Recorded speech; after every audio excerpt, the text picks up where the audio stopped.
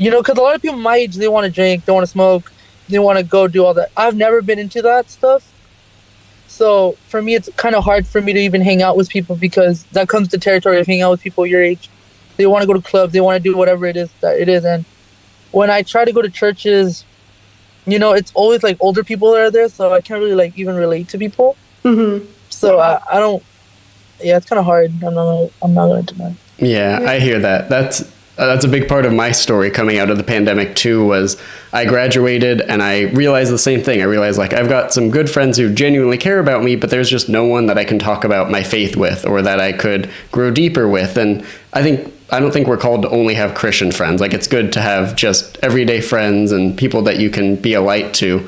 But I started looking and saying the exact same thing as you. Like, I want to find Christian guys my age, but if I go into a church, it feels like either kids or elderly people. Like, there aren't people in my age range.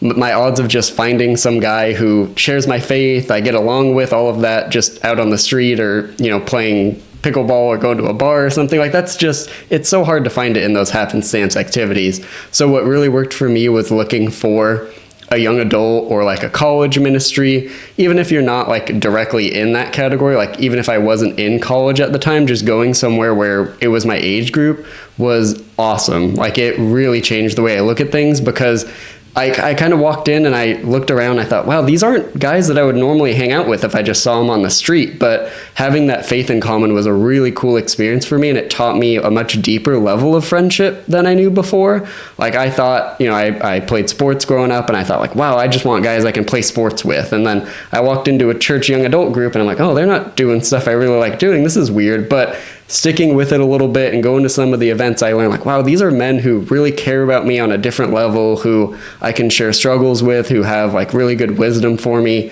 So that was something that really helped me, was like looking for an intentional group for it, because like you said, just meeting people out in the wild, it's like dating. It's really difficult. Yeah. Yeah, it's really hard.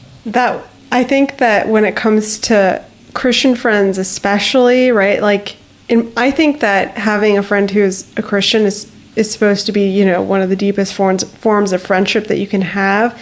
And I think it's hard for a reason, because you're trying to find quality people, right? In a city that is not so quality, right? I mean, we're in the South Bay area, so we know like how hectic it can get in SoCal and how hard it is to find like good people. So once you find like a group of people, that's great. I think it's not hard to like find them, but what is the hard part is building relationship with them and being consistent and showing up. Like, you essentially need to find like a group that you can commit to and just give it a chance for a couple of months, because in my experience, like I can find people my age, but then being able to actually build a relationship where we can lean on each other and we can hang out with each other comfortably and not ask like, what's your favorite color? But it's more like, hey, like what's the hardest thing going on in your life? How can I help and pray for you? Like getting to that level,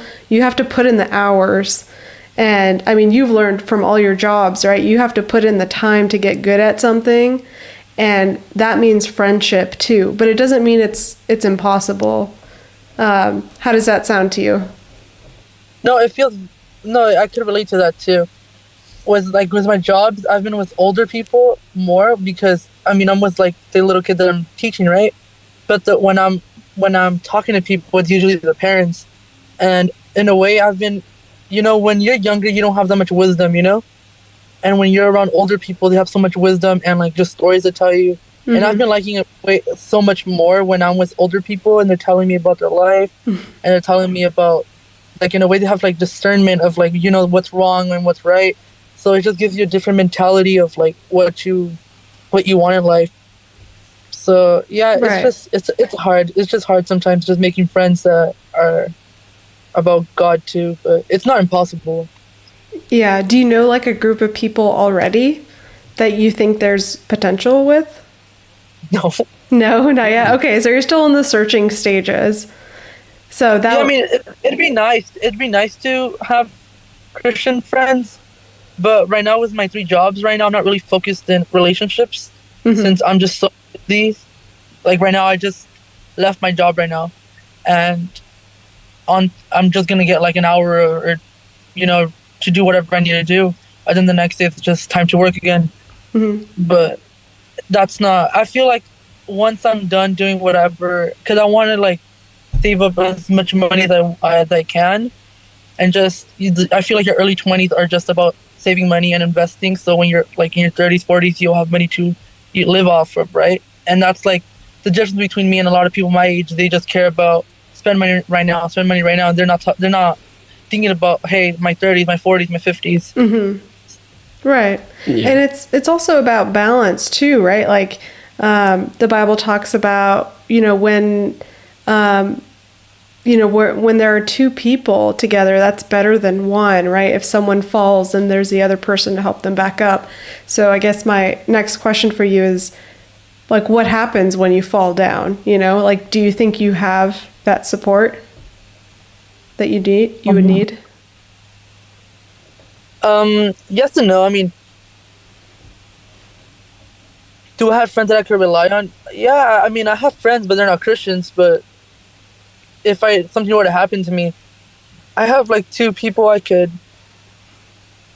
would say they're my true friends. I've tried to they respect my Christianity, and I'm not gonna, in the Bible it also says like to respect their belief. If they don't believe in God or they don't want nothing to do with God, I can't do nothing about that, Right. But at least I know that I tried.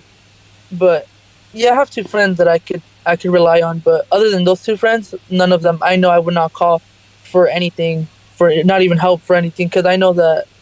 Do you guys ever have friends that we talk and stuff like that, but they just want to see you like fall, like they get happy about that? Like I know that some people that I'm friends with, they're only there because not they're envious of me or anything like that, but just if they're down there, they want me to be down there with them, and it's fine if that's what they want to feel like. Yeah, I think that's very. When I was younger, I used to care about that. I know. Yeah, no, I get that. And I think that's very perceptive of you to realize that and be able to identify like what people's motives and why they are there. And I think that's really cool that you're bold enough to, even if they don't accept it or even if they are not on the same page with it, just let them know that you have, this relationship with God and what you're looking for in life. I think that's really cool. And I think you're very wise to see that in your 20s you can put in all that work and invest it.